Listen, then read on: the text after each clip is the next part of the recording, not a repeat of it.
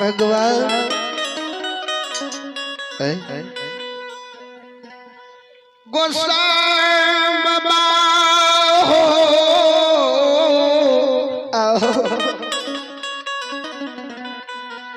आज शरीर में खून बन छे कलहू घुम लेबै काल जब निर्धाय अवस्था एतै हमरा से कलहू नहीं घूमतै ए ठाकुर जी केना के हमर गुजर उजैनी नगरी में चलते हे भगवान पैंचा लागा त एक दिन दू दिन भाई बंधु समाज बाबा के खा लेबै आइया सब दिन पैंचा त भाई बंधु समाज बाबा में देतै के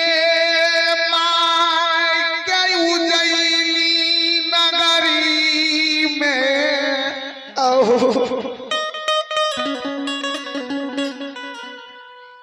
भोजन देतै गोसाई हो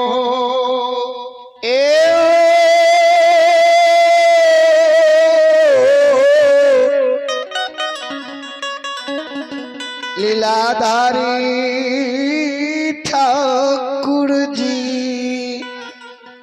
के माय के भोजन देतै भूखले माय हमर उजैनी में मर जेतै ए भगवान गुस्सा ध्रुवराज बाबा कहिया ये दुखिया के दुख गोसाई हो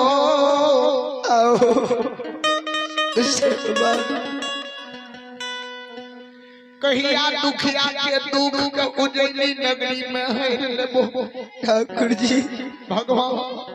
ए परमात्मा एगो बरदी एके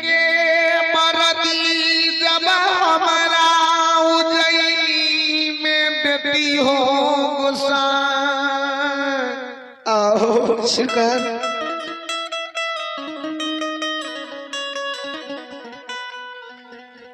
एके गो बरदी से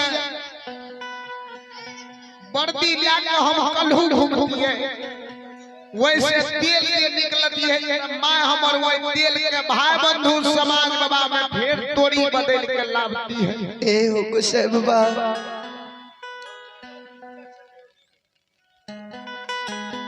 स्रोत सज्जन भी